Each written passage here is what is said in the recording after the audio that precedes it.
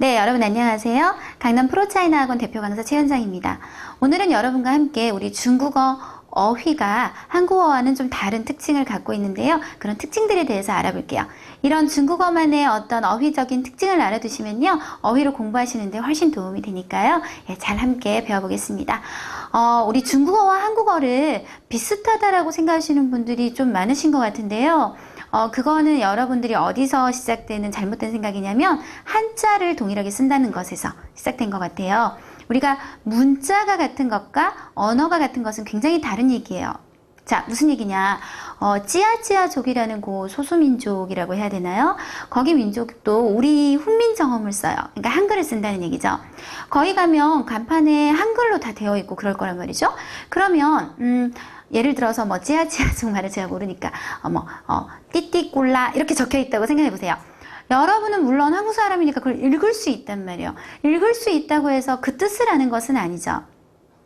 또 예를 들어 우리가 A, B, C, D, E, F, G 알파벳이에요. 그죠? 알파벳을 쓰는 언어는 굉장히 많은 것 같아요. 여러분이 그 A, B, C, D를 익힌다고 해서 모든 그 알파벳을 쓰는 언어들을 다 알게 되나요? 아니라는 얘기죠. 우리 지금 한자라고 하는 것은요. 한자 문화권이라고 하면 크게 일본, 한국, 중국이 있는데요. 한자라는 문자를 공유한다고 해서 언어가 같은 것은 아니에요. 그런데 제 주변에 중국어를 배우시고 싶어 하시는 분들은 저에게 꼭 이렇게 질문해요. 나는 한자를 잘 모르는데 중국어 할 수 있을까? 그 질문이 벌써 시작이 틀린 거예요. 한자를 아는 거는 전혀 상관이 없죠. 외우면 되잖아요, 앞으로. 예를 들어서 내가 아프리카어를 배울 건데, 나 아프리카 문자 모르는데 어떡하지? 걱정 안 하실 거잖아요. 그런데 유난히 중국어에 그런 시각을 가진다는 자체가 중국어를 뭔가 한국어의 이 한자와 자꾸 동일시하는 그런, 아주 안 좋은 선입견을 갖고 있다는 뜻이죠. 여러분도 아마 그런 선입견을 자기도 모르게 갖고 있을 거고요. 저도 그걸 극복하기가 사실은 좀 힘들었어요. 그러니까 중국어의 단어를 보면 우리나라 한자 그대로 이해를 한다거나 아니면 또 이제 한국어로 이런 한자를 쓰니까 중국어도 이걸 거야 라고 반대로 만들어낸다거나 하는 그런 것은요. 우리가 중국어 하면서 사실은 좀 넘어야 될 큰 산 중에 하나입니다. 오히려 한자를 공유하고 있기 때문에 얻는 이익보다는 손해도 좀 많다는 거. 그래서 오늘은 우리가 중국어의 어휘를 한국어와 좀 비교를 하면서 좀 설명을 할 텐데요. 방금 얘기한 것처럼 문자와 같다고 해서 언어와 같은 건 아니라 그랬어요. 그럼 언어적인 측면에서 보면 어떠냐? 한국어는 어휘 변별력은 조금 떨어지는 편이에요. 제가 그 단어학습법에서도 한번 얘기를 한 적이 있는데요. 자신감을 세우다의 세우다랑 또 기록을 세우다의 세우다와 목표를 세우다의 세우다가 중국어에서 그 세우다라는 단어가 다 다르단 말이에요. 그런데 한국말은 그냥 전부 세우다 이렇게 된다는 얘기죠. 그러면 여러분이 어떤 결과가 생기냐면 중국어 단어를 배울 때 너무 한국어에 이렇게 기초를 해서 그러니까 얘는 한국어로 이 뜻 이렇게 외워나가시면 나중에 예쁘다 아름답다가 뭐 한 6개 세우다가 또 뭐 한 4, 5개 이런 식이 되어버린다는 얘기죠. 그러면 나중에 중국어로 그걸 표현하고자 할 땐 도대체 이 단어들 중에 나는 어떤 예쁘다를 써야 할까? 혹은 어떤 세우다를 여기는 써야 되지? 라는 문제가 결과적으로 생기게 되어 있습니다. 그래서 여러분도 그렇게 생각하시겠지만 중국어는 배울 때 가장 좀 힘든 부분이 사실은 어휘인 것 같아요. 어법은 제가 어법을 강의를 해보면 그 2달 과정만 잘 배우면 어법은 정말 어느 정도 마스터라는 개념이 돼요. 그렇지만 어휘는 너무 우리나라와 이렇게 좀 다른 성향을 갖고 있기 때문에 여러분 배우기가 힘드세요. 그러면 중국어는 한국어에 비해서 어휘 변별력이 굉장히 뛰어나고요. 아주 세심한 변별력을 갖고 있어요. 이럴 땐 같은 뜻이라도 또 이걸 쓰고 이럴 땐 이걸 쓰고 그러면 어떠한 차이를 갖고 있는지 그 기준을 저와 함께 한번 배워보도록 하시겠습니다. 먼저 첫 번째부터 우리 필기를 하면서 한번 얘기해 보도록 할게요. 네, 첫 번째는요. 보통 우리가 감정 색채라고 얘기를 하는데요. 감정적인 색채가 다를 수가 있어요. 감정적인 색채라고 하면요. 크게 3가지로 나뉩니다. 첫 번째는 요 글자는 오드 이자 중간에 보자가 들어가는 거예요, 여러분. 네, 그리고 밑에 감싸주시면 돼요. 중국어 발음은 빠오라고 읽어요. 빠오이라고 하면 굉장히 긍정적인 뜻을 나타낸다는 뜻이고요. 그리고 먼저 쫑싱이라 그러면 중간이죠. 말 그대로 긍정적일 수도 있고 부정적일 수도 있고 상황에 따라 달라질 수 있다는 얘기고요. 그리고 갈지자를 적는다는 생각으로 BNE라고 하면 굉장히 부정적인 뜻을 나타내는 경우를 뜻합니다. 그래서 긍정적인 색채를 나타내는 경우, 중간인 경우, 아주 부정적인 경우, 이것에 따라서 거의 비슷한 의미의 단어일지라도 다른 단어를 써야 한다는 얘기죠. 우리 예를 들어서 결과라는 단어, 지혜고어 같은 경우는 중성이에요, 여러분. 결과는 좋을 수도 있고 나쁠 수도 있어요. 그런데 예를 들어서 아주 좋은 결과, 어떤 연구나 사업이나 이런 데서 얻은 아주 좋은 결과는 우리가 중국어로 정고어라는 말을 쓰죠. 그러면 결과 중에서도 아주 나쁜 결과는 어떤 단어를 쓰느냐? 호고어라는 말을 씁니다.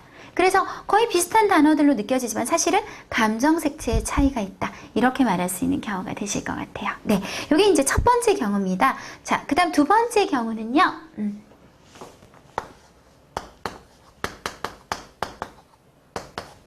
네, 제가 위티라고 적었어요. 위티라는 말은 문체를 뜻하는데요. 중국어는 크게 구어체와 서면어체로 나뉘죠.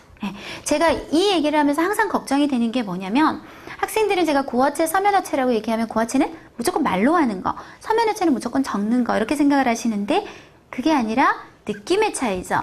제가 물어볼게요. 여러분 그 CCTV 같은 데서 아나운서가, 앵커가 뉴스를 전달할 때 하는 말은 말로 하지만 구어체에 해당할까요? 서면어체에 해당할까요? 그렇죠. 그건 당연히 분위기가 서면어체예요. 그죠? 그리고 초등학교 1학년 꼬맹이가 일기를 써요. 나는 오늘 누구랑 싸웠다. 그래서 기분이 안 좋았다. 이렇게 쓴다면 아무리 글로 썼지만 구어체에 들어가죠.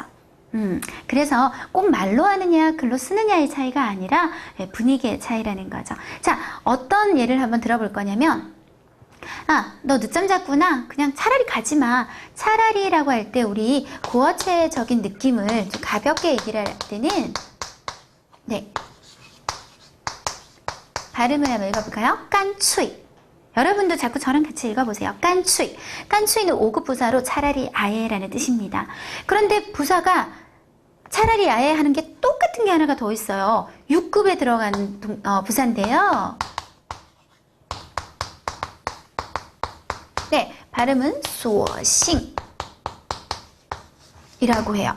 뜻 똑같고 품사 똑같아요. 단 차이가 뭐냐? 물론 HSK적으로 볼 때 5급, 6급인 차이도 있지만 얘는 좀 회화적인, 그러니까 좀 가볍게 말을 할 때 쓰는 거고 수어싱이라는 표현을 약간 무겁게 좀 이렇게 논문을 쓴다거나 이런 상황에서 쓴다는 거죠.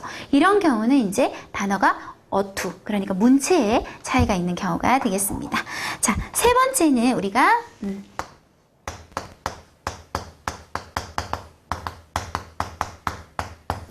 칭총 취비로 한번 가보도록 할게요.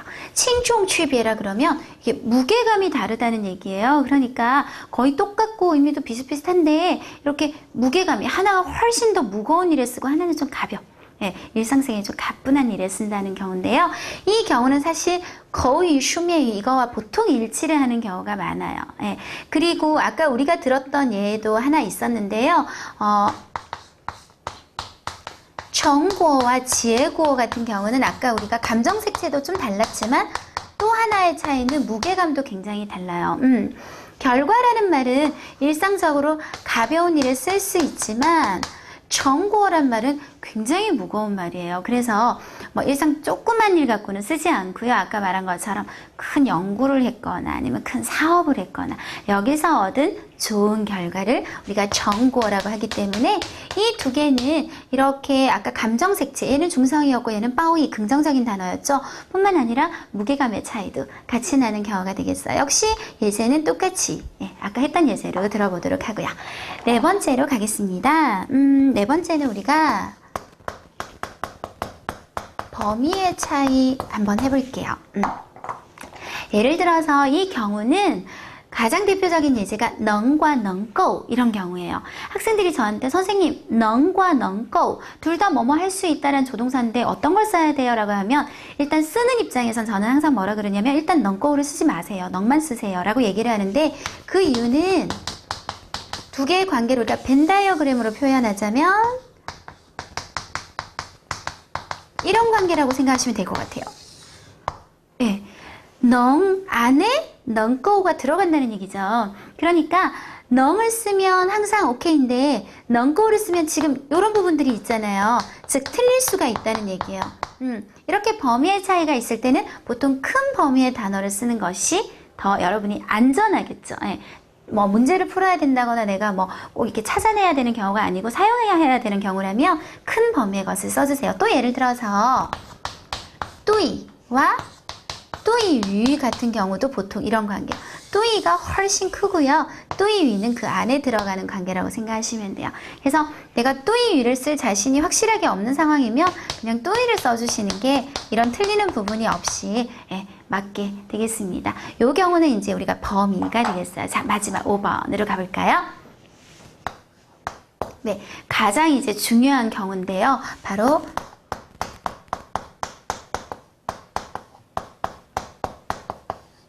따페이에 관련된 얘기입니다. 우리가 따페이라 그러면 짝을 짓는다는 뜻이에요. 이 두 개 단어는 뜻도 똑같고 우리가 앞에서 했던 것들을 한번 생각해보면 감정 색채도 똑같고 그리고 문체도 똑같고 무게감도 똑같고 범위도 똑같고 거의 똑같은데 그런 차이가 아니라 그냥 같이 쓰는 단어 자체가 다른 경우를 얘기하는 거예요. 예를 들어서 우리가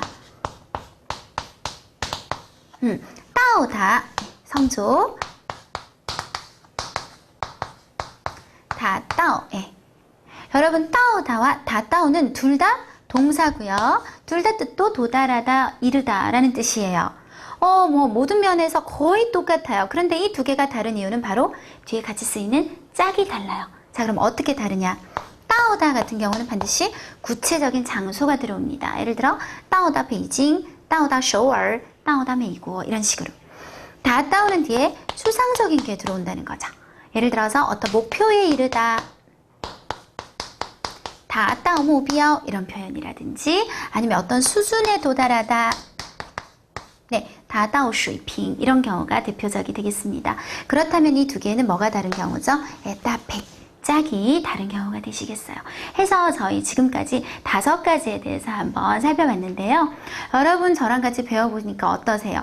이 중국어 단어가 한국어로만 이렇게 느끼는 거하고는 굉장히 다르죠? 일단 첫 번째 느낌은 굉장히 세밀해요. 그죠? 상황이나 감정이나 이런 것에 따라서 똑같은 뜻인 것 같은데 중국어에선 다른 단어를 쓴다든지 이런 식으로 되기 때문에 우리가 중국어 어휘 학습이 그만큼 중요하다는 걸 알 수 있습니다.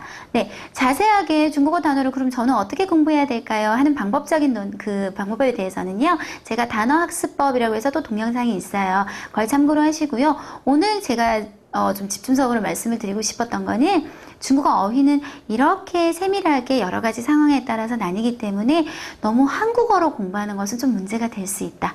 한국어는 이 뜻 저 뜻이 전부 하나의 한국어 단어로 표현되는 경우가 너무 많기 때문에 그래서 너무 사전에 의지하는 공부를 하지 말고 좀 제대로 된 중국어를 공부해 보려면 이렇게 중국어 어휘가 한국어와는 차이가 있다는 걸 아는 게 좋을 것 같아서 한번 여러분께 전달해 봤습니다. 네, 오늘은 우리 중국어 어휘의 특징에 대해서 한번 얘기해 봤어요. 다음 시간에는 또 더 유익한 내용으로 여러분 찾아올게요.